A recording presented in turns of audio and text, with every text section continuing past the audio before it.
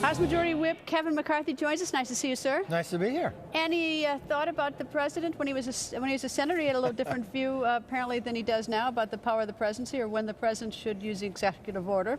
You know, the president's correct. He has a pin in the phone, but he wants to use it for all the wrong reasons. He should pick up the phone, call Harry Reid, and say, "Send me the Keystone Pipeline. Send me the Skills Act," and use that pen to sign it. Put people back to work. Or pick up the phone and call us and let's listen. Let's see where we can work together.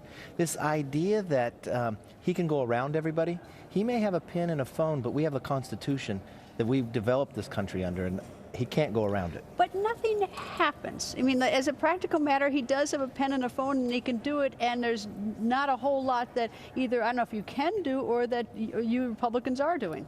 Well, there's a lot of different things that we can do. I mean, first, for the thing that we can do as members of Congress, do what we're supposed to do.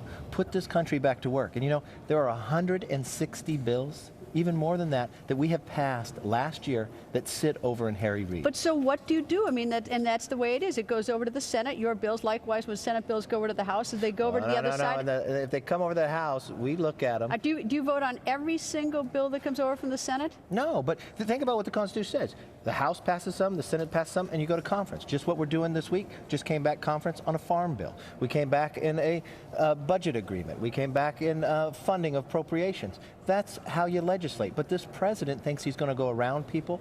That's what he complained as a candidate, and now he's taking to a whole new extreme level. So what do you do? Well, we could do a couple different things. One, you have the different branches that we can go to court, which we've done before, and we've been successful. I think you'll find that we will. We also are going on retreat this weekend, and you'll find, as Republicans together, we will sit, we will hone, we will find, is there something legislative we can do to protect all Americans, to live under that Constitution, a republic, that you don't have an imperial presidency. Not only about this president, but any president that goes before them. You have a check and balance system here. The people are the ones that have the power in Lincoln. All right. The president may talk tonight in about an hour and a half on immigration. Is there an appetite for immigration reform with House Republicans? Look, we know the system is broken. If you do nothing, it'll continue to have a problem. You have to do something about immigration reform.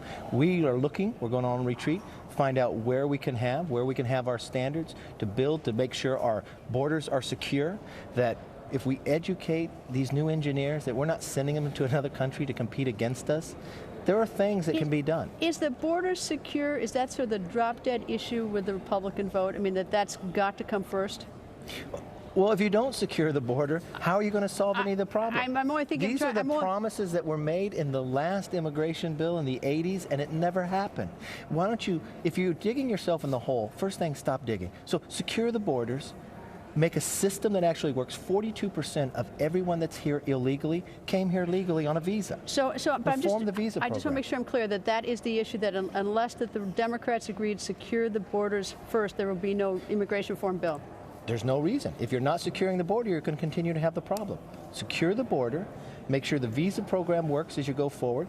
We have a chain migration. That's not the way for immigration to go through. You've got to change that. You've got to make a system that actually works. We are a country of immigrants and a country of law, and we can find a solution to this.